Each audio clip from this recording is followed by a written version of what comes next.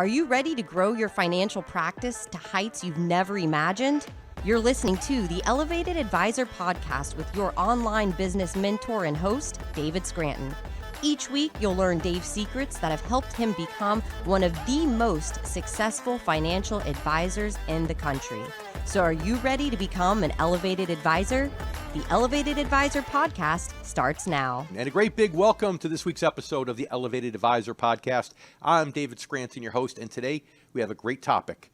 Our goal today is to help you increase your closing ratios and to do it simply and frankly, to do it in a way that's very low stress, the opposite of high pressure closing techniques. And to help us on this also important topic is my old friend, Rick Bates. Rick is a successful financial advisor in his own right, in the field today, yes, and he also happens to coach a decent number of our own Sound Income Group advisors. Rick, thanks so much for being here to help us on this also important topic. My pleasure, and really prefer you don't focus on the old when you introduce me. But we do go back because, I remember when I went to see you back when you lived in Washington State, and I remember you taking me to a Steve Miller concert, and that was several years ago, and it was a great event. I remember it, outside concert, beautiful weather, perfect temperature, outside lawn, and I believe the encore song was Jetliner that night, was it not? Yeah, it was. There you go. Most people don't know he actually lives in that area in Washington State. Oh, so you got the tickets inexpensively. That's why you took me there. Is that right? Well, you're a cheap date. So I think we should begin with why the sales process could be the most important part to master and to improve in all of your business, right? We talk all the time about attracting instead of chasing, and we talk about the 4 things you have to get right to attract, not chase. And the 4th one is sales. But, think of it this way, Rick, right? I owned a fishing lure company, right? Right. So let's say that I sold a fishing lure for $15, deep sea lures. But it cost me $10 to create that lure, right? So what was my profit per lure? $5. $5. Okay, see, can't pull the wool over his eyes. You see what he's doing here? I love it. But now let's say my competitor, who at the time when I had my company was actually Black Bart, right? And Black Bart would have everything made in China. We were being proud of having it made in America. They'd have it made in China. It was still decent quality. And they would sell the same lure, similar lure, for $15, but it only cost them $5 to make it. So what was Black Bart's profit margins? Double, $10. They were double. That's right.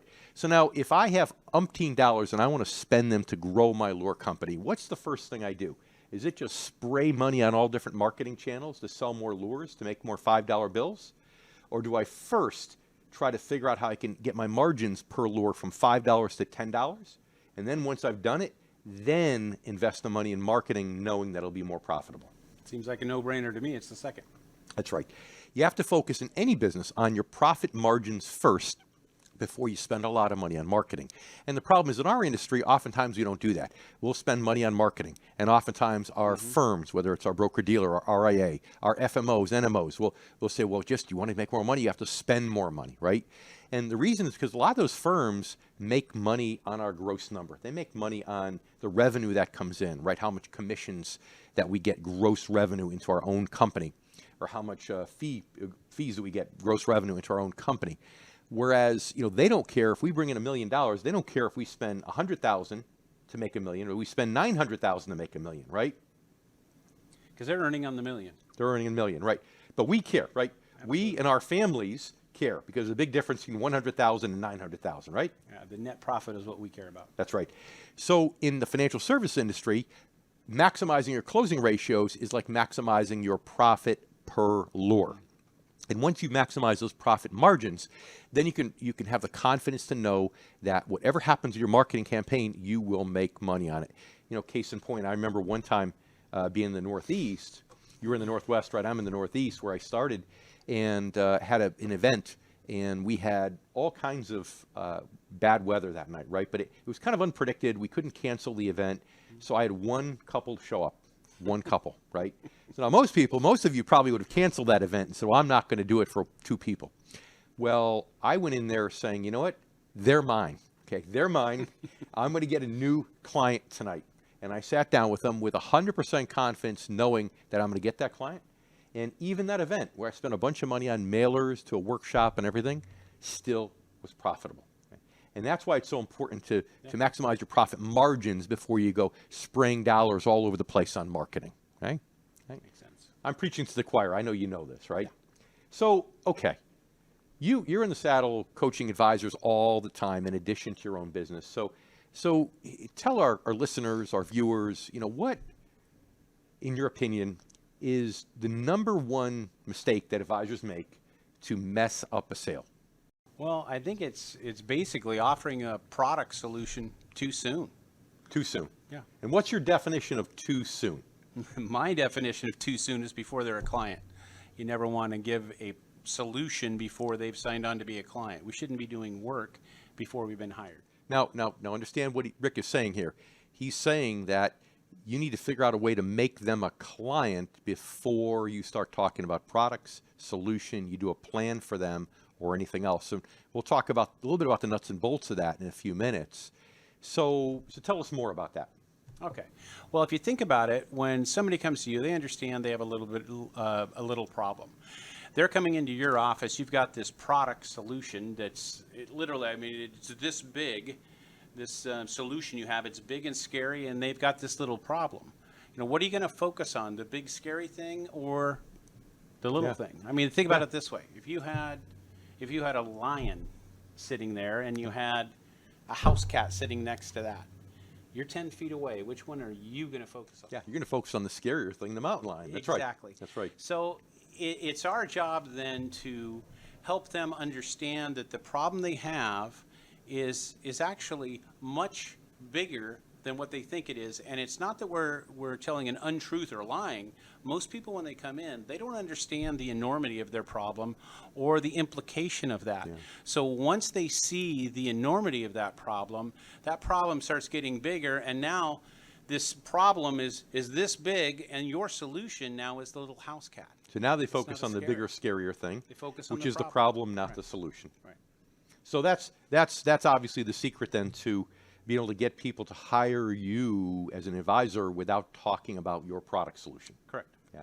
Making sure they understand the magnitude of the P or the problem. And I think that's great because you're right.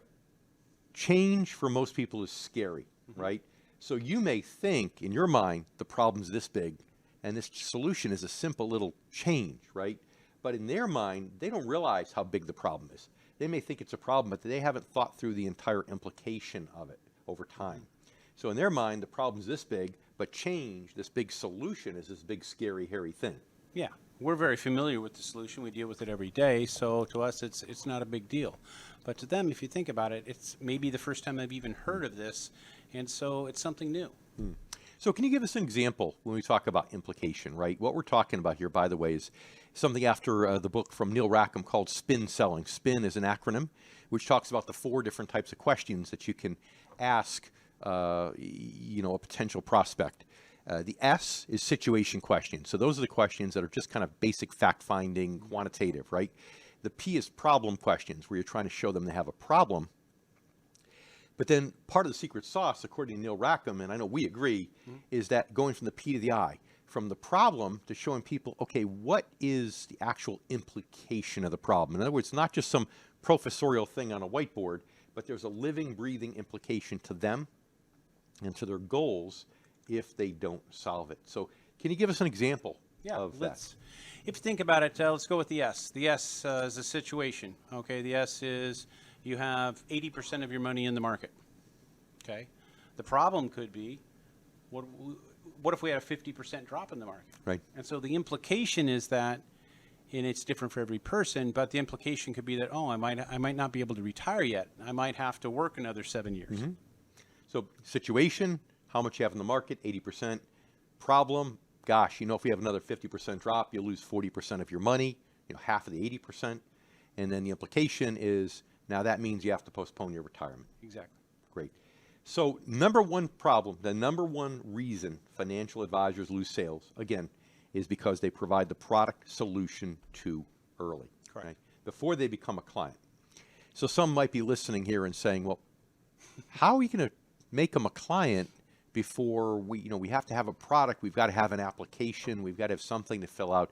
So how do we make them a client before that? And I'm not even talking about from a sales mechanic, I'm just talking about from a standpoint of logistics, okay? You mind sharing that for just a minute or two? Well, that's simple, Dave. It's a simple signature on an ACAT form, a transfer form. That right there tells you, the advisor, they have hired you. Okay. Now that's great for somebody like yourself, right? That's dual licensed, that's insurance licensed, but also does assets under management. But what if some of our viewers, some of our listeners, they don't do assets under management? They're not securities licensed in any way, shape, or form. They cannot do an ACAT transfer or change a broker letter. In that case, what do you recommend they do? Well, I recommend they get the Series 65. No, I'm kidding. What you can do is actually just have a form that is an intent. It means nothing legally, but their signature, them putting their signature on a piece of paper commits them in their mind that they plan on using you. So, but wait a minute. My word is my bond. I'm your prospect, and I say, well, Rick, I'm with you, Rick. I'm with you. What do you recommend? I recommend you get the signature anyway. You're not going to tell me what the product is. No, that's correct. Yeah. I'm not going to tell you what the product is until you're my client. Yeah. Because talk is cheap, right? How many times have you heard people say, I'm with you, I'm with you. And then as soon as you tell them what the product recommendation is, they turn around and say, well, yeah, I want to go home and think about it. Do you have something we could take home and read, right? So they weren't really with you, right? Oh, you could even just have the clock move 12 hours and they won't be with you. Yeah, that's right. That's right. So not a verbal commitment. They're going to become a client commitment in writing. Okay. So that's number one. I want to change gears for just a minute here. When you coach financial advisors, you have people with more experience that should be easier to coach because they have more experience. And then you get new people who are trying to learn sales from scratch that you would think are more difficult. But in reality, that's not really the way it is it? No, hands down, it's the older advisor, the advisor that's been in the business longer, that's more difficult to coach. And that's because they've got it figured out. I know before I made this paradigm shift in my head back in '08, I was the same way. In fact, I had gotten calls from different places saying, we can do this, this, and this. And I said, I've been in this business 20 years. I know everything. You can't tell me anything new. But those are the type of people that are much more difficult. But Rick, let's say people want to be coachable, though, and they want to be coachable by you. Is it still more difficult with the people that have more bad habits developed, even if they're trying to make a change? It is, because once you've done something for so long, it just becomes natural. And as soon as you get confused or forget where you're at in a part of the sales process, you revert back to what you know. Yeah, it's like a path of least resistance. Yeah, it's like your golf swing, and not frisbee golf, of which that you're an expert in frisbee golf. But you take a golf lesson and they teach you how to fix your swing, and it works great at the range. But as soon as you're on the second tee box and that slice reappears, your old habits start to come back in again. And so it sounds like what you're saying to some degree is the more experience somebody has, they trust their gift of gab more, and maybe they tend to wing it too much. Is that part of it? Well, yeah, and it's because they've had some modicum of success already Right. in winging it, so that reinforces the bad behavior. And what they don't realize, if they would just put a little more effort into it, learn it properly, learn the sales process properly, their closing ratio would go up dramatically. So love him or hate him, doesn't matter. The newly retired for, I believe, the second time quarterback, right? Who's one of the best quarterbacks that you know, just hands down in history, recently retired? Well, assuming he's from the Northeast, he's talking about Brady, of course. Tom Brady, right? Yeah. Tom Brady's great, but does he wing it? No, he doesn't wing it at all. He's got structure in his play pattern, correct? He'll have his main receiver, have his secondary receiver, his tertiary receiver, and then he's got his legs, what's left of him anyway. What's left of his legs at age 45, right? Poor guy. Gosh, of course, then you and I wish we were back at age 45, right? Our legs would be that much better. Okay, so, but yet he has some flexibility, right? Because he's good at what he does, right? So is it all structure? Is it all flexibility, or is it a combination? Definitely a combination. Yeah. So flexibility within structure to go to the first receiver, second receiver, third, run with it, or throw it away. Yeah. Make sense? Makes sense. All right. So, how can you tell if somebody has structure in their sales process? You're talking to somebody who's been around 20, 30 years, they're a little more seasoned. Like you said, they've had success, they want to make a change, but they keep going back to their old habits. How can you tell if they have a process or they have structure in their process? Well, if I called them up at 3 in the morning and I said, quick, tell me your steps of your sales process, and if they can't just rattle them off right there, they don't have a proper structure. Yeah, absolutely. And you should be able to just say, here are the steps, and these are the steps, right? Like in our sales process, I know that we teach, we have 7, right? 7 steps. But it doesn't matter so much if you have 7 or 5 or what the number is. Bottom line is that you have that structure spelled out, the structure makes sense, and you follow that structure on a regular basis. Correct. Yeah. Yeah, and if you don't have that structure, again, you're back to the winging it and having some success, but really hampering your long-term success. Why not have something that you can know what it is? Because if you don't have a structure, you don't even know if you're off or not. Yeah. You got to have something to measure yourself by. So I'm the running back, and you're the linebacker on the other side, right? So the play is I go between the right guard and right tackle, right? So I get the handoff, and I try to run between the right guard and right tackle. But the hole that I expect is going to be there isn't there. The defensive line beat my players, right? So I run into the backs of my offensive line. I pivot to the right, I look for a gap. I pivot to the left and look for a gap. Meanwhile, you're the linebacker, you're coming around, you're looking for me.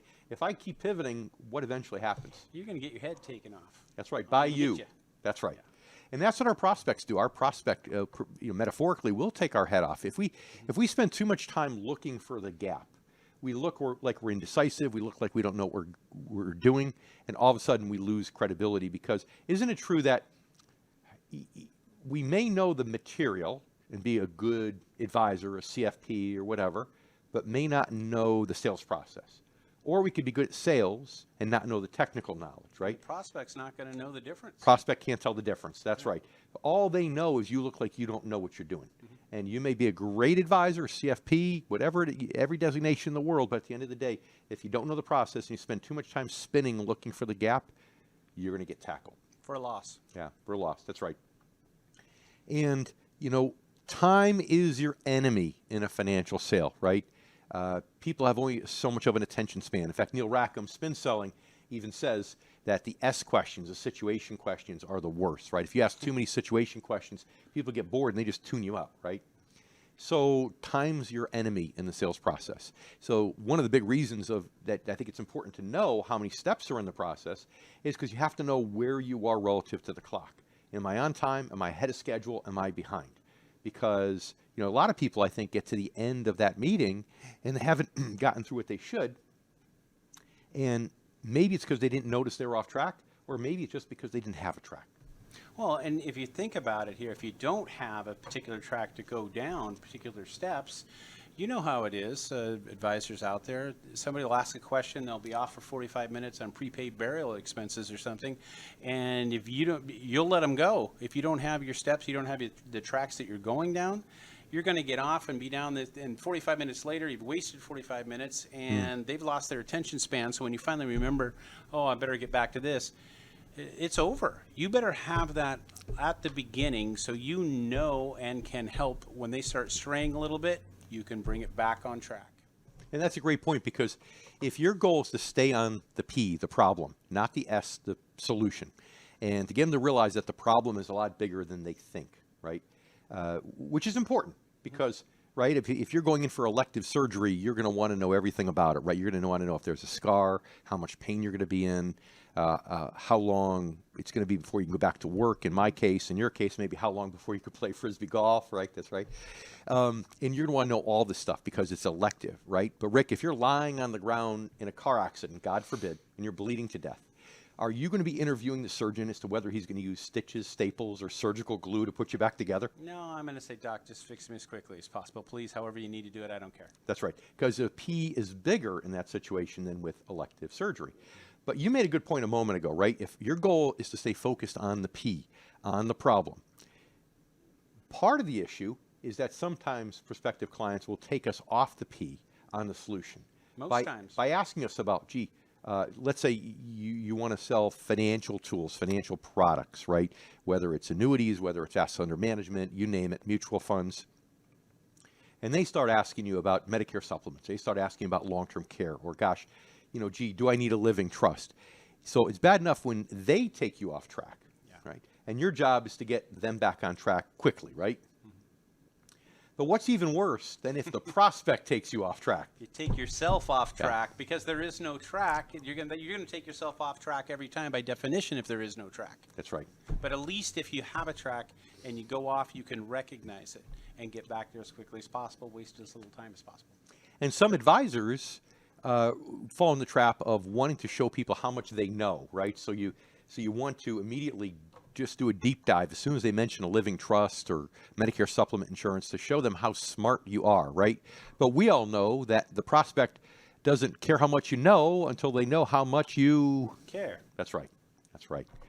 All right, I'd like to pivot again. Maybe we pivot. Is that okay? Are we Sure. Are we good with this? Do you have anything else to add on this one topic about structure? No, I just can't emphasize enough. You have to have specific steps that you go through, and they have to be for a specific reason. We'll get into that, I think, when we talk about the prospects' decision making, what they have to do. There you go. We'll put them together. There you go, Rick, stealing my thunder again. I wanted to go to prospects decision making, and you're taking it because- away from me. Dave, I'm on a track. I know what the track is, and you can't pull me away. Yeah. So it's interesting because have you ever thought about how many steps, how many decisions a prospective client has to make to buy a financial product from you, right? Whether it's a mutual fund, an annuity, life insurance, right? They have to make a certain number of decisions, which I think is excessive and overwhelms the human mind. So you mind sharing? Yeah, really, I mean, if you think about it, the prospect has to make 4 decisions here. And I'll just throw them out real quickly. They have to decide they have a problem. They have to decide the person they're working with or themselves, if they're a do-it-yourselfer, can't solve that problem. They have to decide that you can solve the problem, and they have to decide to buy your whiz-bang product. Now, 4 decisions. 4 decisions. Now, how many decisions can the human brain make? One at a time, That's unless right. you're my wife. That's right. Your wife can make several. We know. I've met her and I adore her, so you're absolutely correct. But us mere mortals can only make one at a time. And that's what I see a lot of times, that advisors will try to get prospective clients to make all 4 decisions at one time, and they may even jump in and out of which ones they want them to make. And so by the end of the time, no wonder the prospect says, I want to think about it, because it's completely jumbled in their mind. You must have a track of steps that will take you through the decision process one at a time and in the correct order. And I want to think about, for the most part, the number one most common objection that advisors get in the field? Yeah, probably 60% of the time. 20% of the time they'll get a specific objection, and 20% of the time, if you do it correctly and have a system, they'll close. So now you know why you get that I want to think about objections so often. Because unwittingly, It's your fault. You've confused them. unwittingly, you confuse their decision-making process. Absolutely. So let me just recap. So the first decision is, I've got a problem. I've got some cancerous investment I need to liquidate, right? So even if the money's coming out of the bank, they still have to make a decision to liquidate the bank account, right? Sure. Okay. Number 2, that it's not just this problem, but that the advisor caused the problem. So, gosh, my current advisor can't really solve that problem. And with a do-it-yourselfer, It's themselves. They can't solve the problem. so they've got to decide that they need to give up control. Decision number 2, right? Now, decision number 3, they need to hire you, right? That you have the tools to solve that problem. And that is one of the most important decisions, right? Because then you go to decision number 4, they want to buy that great whiz-bang product through you, as Rick so eloquently said. So again, the 2 decisions that really have to be made if you're closing for them to hire you before they buy the product is they've got to decide that they need to fire their advisor or themselves, and they have to decide to hire you. They don't really need to decide the details of which investments they need to liquidate to solve the problem. You know, they need to know they're bad investments, but they don't need to know all those details, right? And they certainly don't need to know where they're going to put it. But they do need to know that they're going to fire their current advisor or give up control if they're a do-it-yourselfer, and that they're going to hire you. Right, Rick? Yeah, and I think this will be even more clear when we look at these decisions backward, okay? Somebody's not going to buy your whiz-bang product until they hire you. They're not going to hire you till they fire their advisor or themselves to a degree, and they're not going to do that. They're not going to fire their advisor themselves until they have a problem that their advisor themselves can't fix. Okay, good way to think about it. They So you're, I thought I was the one who was Polish here, but you're going backward now with the 4 decisions. So Yeah. I appreciate you honoring my heritage. Thank you very much. Somewhere back in my lineage, I must have some of that. I appreciate that. Yeah. So now, we mentioned before, our sales process has 7 steps to it, but it doesn't have to have 7 steps. Doesn't have to be ours. It just has to make sense. But okay, so let's take those 4 decisions. Okay, the first decision that I've got a problem. I've got a cancerous investment I need to liquidate. What part of the process, sales process, is that gets people to discover that they've got a problem? We call them tracks, and the full name would be disturbing tracks. Okay. It's kind of like, people respond more to the stick to solve a problem than the carrot to get something better. Well, that helps make the P big, the problem big, get them to understand that the problem's bigger than they think.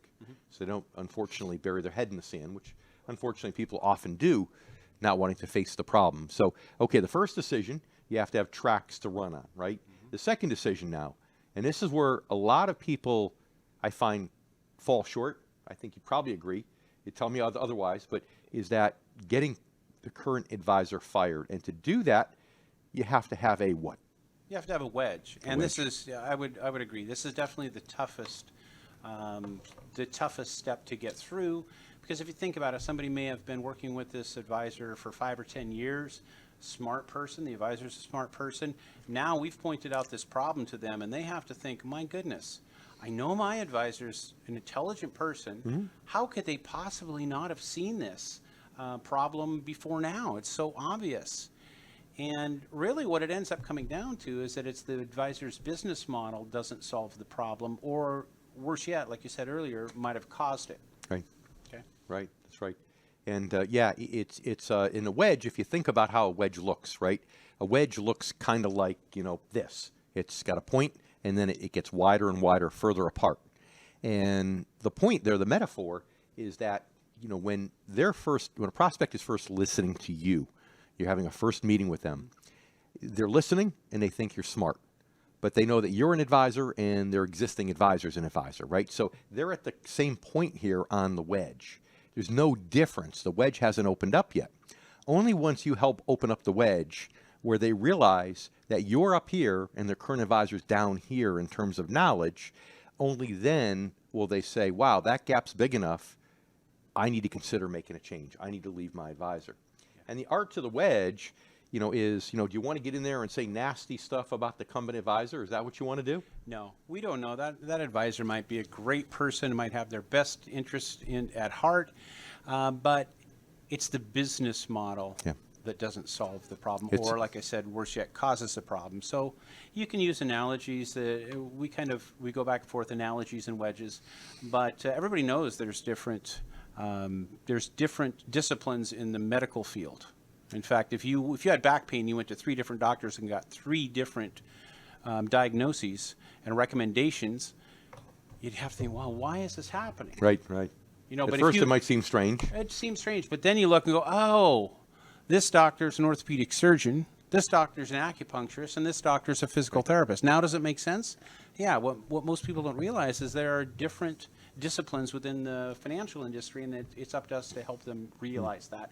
What may have worked with their current advisor from the age of 20 to 40 may actually work against them now that they're 55 to 60. The advisor's a great person. It's their cancerous business model that caused this problem. Unfortunately, they just have a limited number of tools in their toolbox. Bless their little hearts, right? Yeah. And again, if you think about this here, the wide part of the wedge, think about it as if you jumped in the water to save someone who was drowning, right?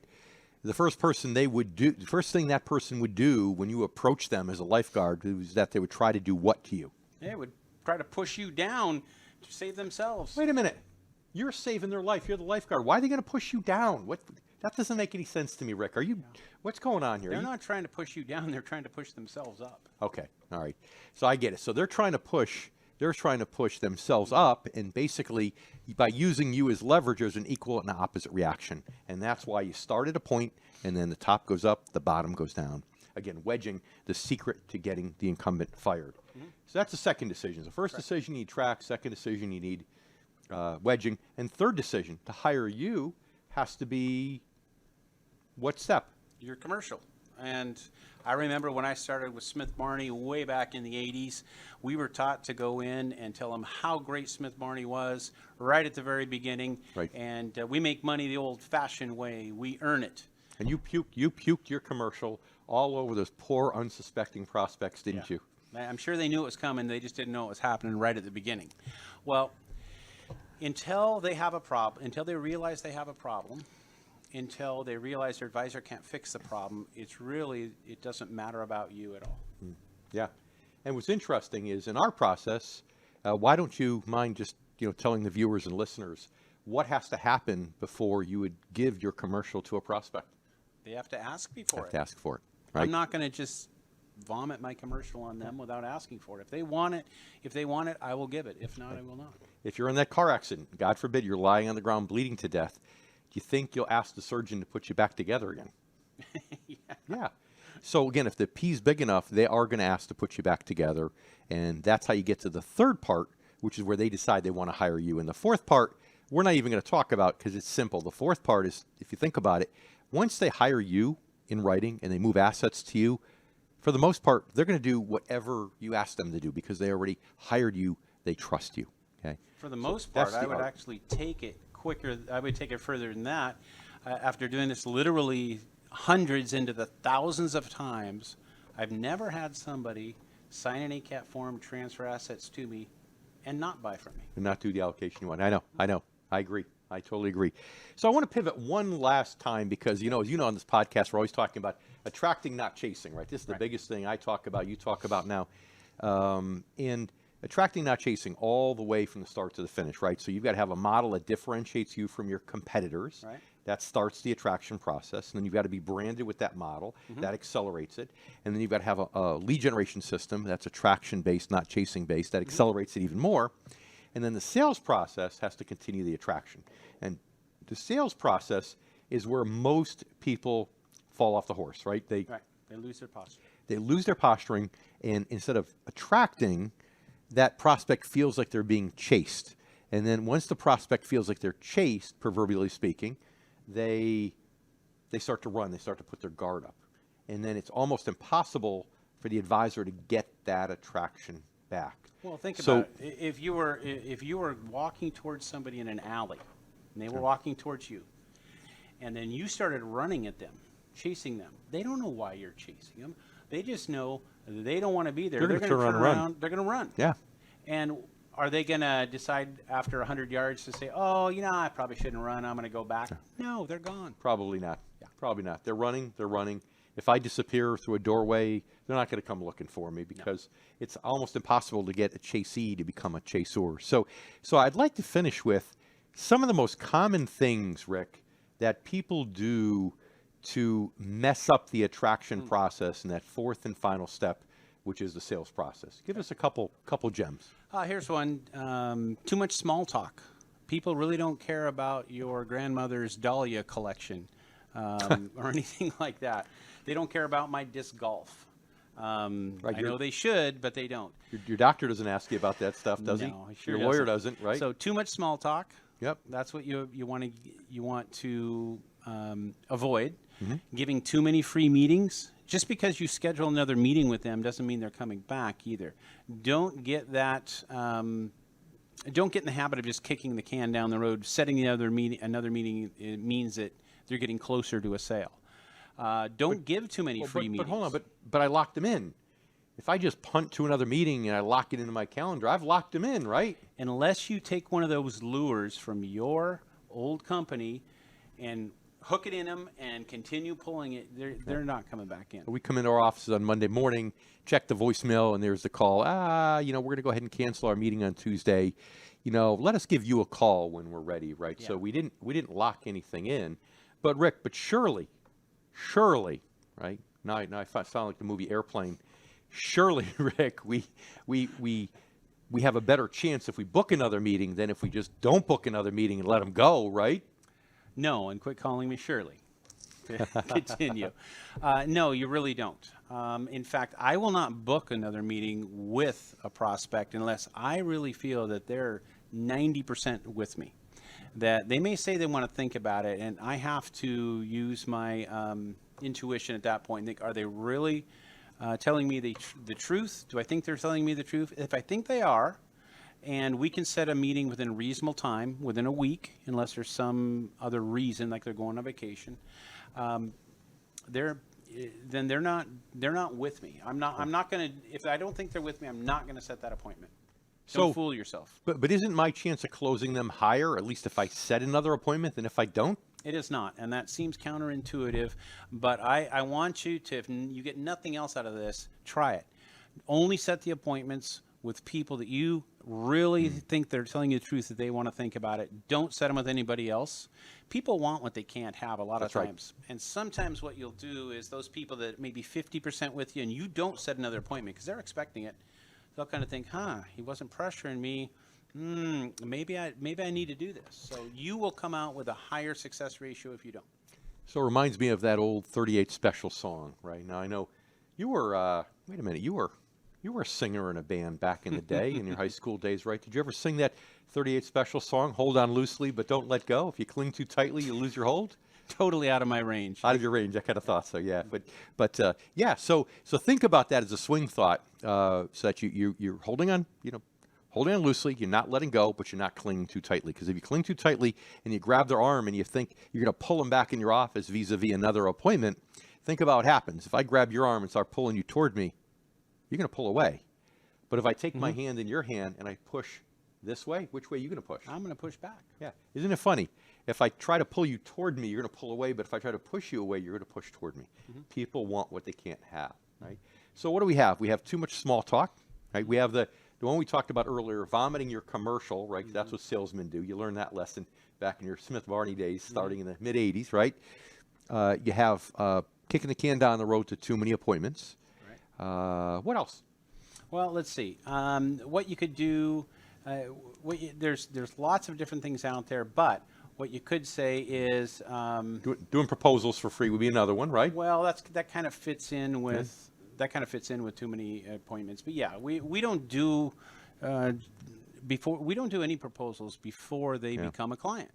Most of the good salespeople, the big salespeople, the most successful financial advisors you're ever going to meet, do that. They close for an advisor of record to gather the assets before they talk about the solution, before they do a proposal. Because, think about it, right? I had my hip replaced in 2012, right? My logic was if I got it done on Leap Day, February 29th, then my artificial hip would last 4 times as long. It would have 1/4 the birthdays. I'm not sure that logic holds at all. As it's only, I didn't even tell you this, Rick, it's only 11 years later, but my hip actually squeaks now. In a quiet room, if I do like an air squat, my hip squeaks. So it's starting to make me nervous. But think about it. Did the doctor sit there and do this whole proposal for me and everything? No. Not only did he not do that, but he never even talked to me about what product he was going to put in there, who the manufacturing company is that makes the hip. In fact, to this day, I don't know who it is. Is it Stryker? Is it somebody else? I don't know. I talked more about the process that we go through. So you mean you hired him before he put the hip in? Amazingly, yes. He didn't even do a proposal. Yeah, that's right. No proposals for free.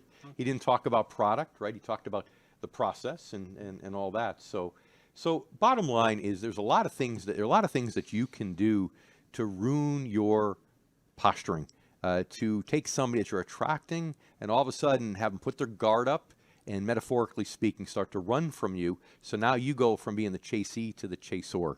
And that never ends well, because when you go into chase mode, now you end up calling them on the telephone. Hey, did you make a decision? Did you think about it? And before you know it, they see caller ID. They stop returning your calls. You're leaving hopeless voicemails. And here you are. You did all this work. And not only did they take their work with you, but also a tiny, teeny-weeny little bit of your soul, because you did everything you could to help them, and they walked away. And that's because, when you gave them that product solution, now they had the control, and you lost the control, right? And the only way to keep control is for them to realize that you're the solution, not your product. So any other final words of wisdom before we call it a wrap here today, Rick? I will tack on to that. The product that you're recommending, I mean, most advisors can take a look at somebody's situation. Most advisors have been in this as well. 5 minutes, 10 minutes, look at the situation, say, oh, here's the obvious problem. Here's the solution right here. Do this product, it'll fix. And you might be exactly right. But the prospect, doesn't know that. Yeah. They need to go through the process themselves, bit by bit, so they can emotionally consider that and then rationalize it with logic afterwards. You can't cut corners. So, in summary, right? Focus on the P, the problem, not the S, the solution, your so-called solution, which is a product or allocation that's likely to scare the bejesus out of people, right? Next, make sure you have structure. Have a process, have structure that clocks your enemy, know where you are in that process at all given times. You don't have to be a robot, but flexibility within structure. Also, understand how many decisions it takes for people to buy a product through you, really 4, and how you can narrow that down to 2 done sequentially. And lastly, don't do anything to ruin the attraction process so that, metaphorically speaking, the prospect now puts their arms and legs up, they start to get nervous, they start to block you, put their guard up, and next thing you know, you're chasing them. So, Mr. Rick Bates, I want to thank you very much for being here today. And by the way, what was one of your favorite bands back when you were a singer in your rock band? The Clash. The Clash. You want to sing us just a few notes of your favorite Clash song? Come on, bring it on. No, I don't. The Acapulco stuff. Is that what they call it? Acapulco, when there's no music behind it? Acapulco? Yeah. Like Mexico? No, it's not what it's called? No. You don't want to do it. You're being shy. Yeah, will not. Darn it. I tried to get him to do it. But anyways, you hear the phone ringing right here. We got to take that call. Time to go. That's it for today's episode of the Elevated Advisor Podcast. I'm David Scranton, and we hope you'll join us next week. You have been listening to the Elevated Advisor Podcast. If you enjoyed this episode, please subscribe and share it with your colleagues. If you would like to talk about elevating your financial firm, reach out to us at theelevatedadvisorpodcast.com. Investment advisory services offered through Sound Income Strategies, LLC, an SEC-registered investment advisory firm. Sound Income Strategies, LLC, and the Retirement Income Source, LLC, are associated entities.